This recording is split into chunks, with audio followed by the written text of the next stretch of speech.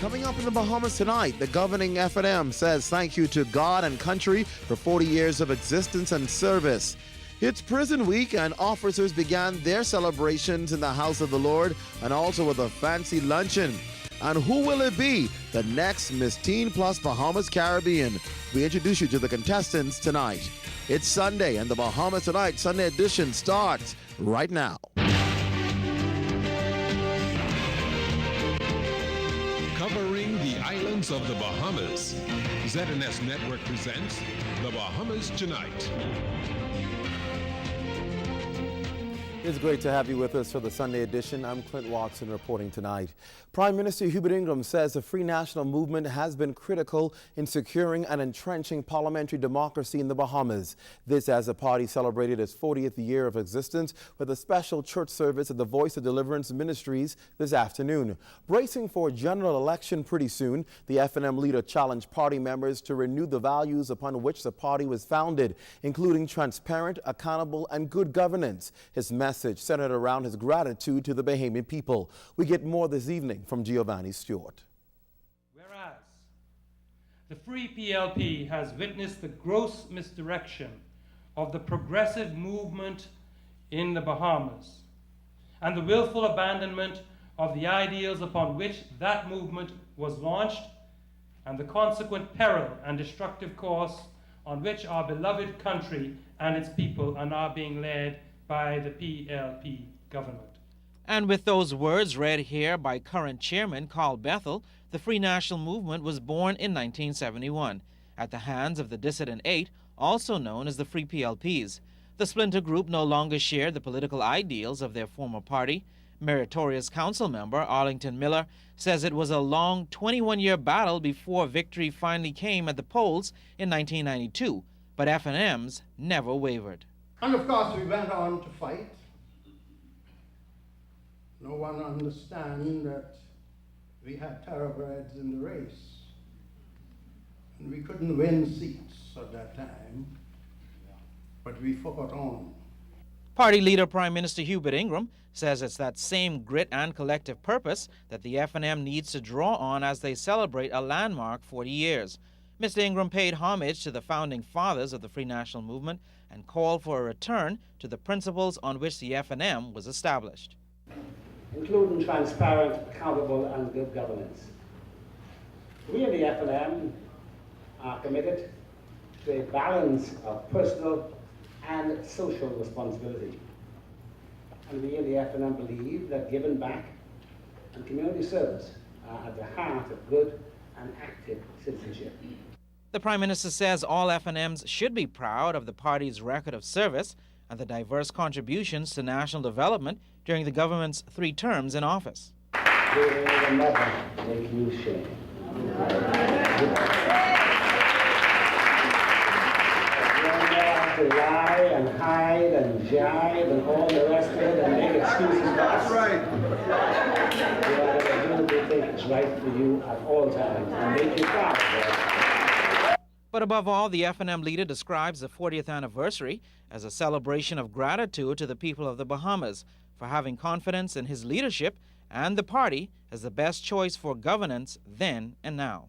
With gratitude, we thank the Bahamian people for the privilege of serving. We have no right to serve. We are privileged to serve. We thank the Bahamian people for reposing their trust in us. And once again say to them, we shall not let you down. We are privileged and honored to serve. In honor of this privilege and trust, we continue to pledge to work tirelessly to improve the lives and future Bahamians by ensuring good and accountable governance and trustworthy government, and also fair play in the execution of our duties. Giovanni Stewart, ZNS News. Well, new legislation for the prison services to be placed before Parliament. The National Security Minister making the announcement at a church service today, marking the beginning of Prison Week. He said the new bill is expected to modernize the laws governing prison reform. Cyan Thompson attended the service at New Covenant Baptist Church. Prison reform and modernizing laws high on the government's agenda. National Security Minister, the Honorable Tommy Turnquest, highlighted this during his remarks at the Prison Week church service.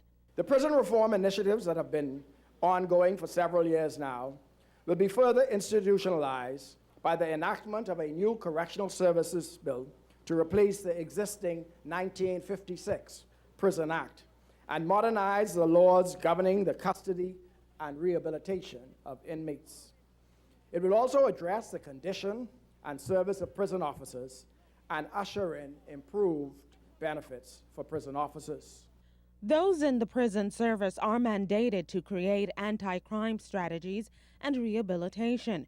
Turnquest says in their role as prison officers, they are the catalyst to effect positive change in rehabilitating inmates. Another method to bring about positive change is educational training.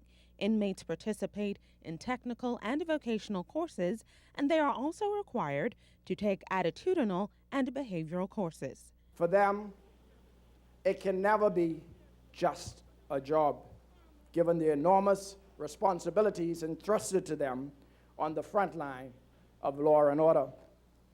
They play an integral part in maintaining peace and security in our communities. The Bahamas is challenged by the unacceptable level of crime in our country. Prison statistics reveal that we have much cause for concern. Turnquest states that prison officers have stressful jobs because of the weighty responsibility they carry, and while officers are charged with assuring successful rehabilitation, the prison also serves as an institution that keeps hardcore criminals out of society. Prison officers have to implement policies and strategies focused more on rehabilitation of offenders and less on punishment, and have to be catalysts for change within the prison service. We expect prison officers to be compassionate and caring and take every opportunity to provide the kind of moral, mentoring, and other support that might encourage inmates to walk a different path when they are released from prison. A number of activities are planned for Prison Week. Cyan Thompson, ZNS News. Well, one of those activities of Prison Week was an awards luncheon. Today, officers were recognized for going beyond the call of duty. The event was held at St. Joseph's Auditorium. Taking home General Duty Officer of the Year award was Brakeman Bain. Corporal of the Year went to Dania Maki. Sergeant of the Year was Claudia Frazier. The Principal Officer Award went to Tony Dania Carey. The Retiree of the Year was Samuel Arthur, and Sarah Gardner walked away with Chief Officer of the Year.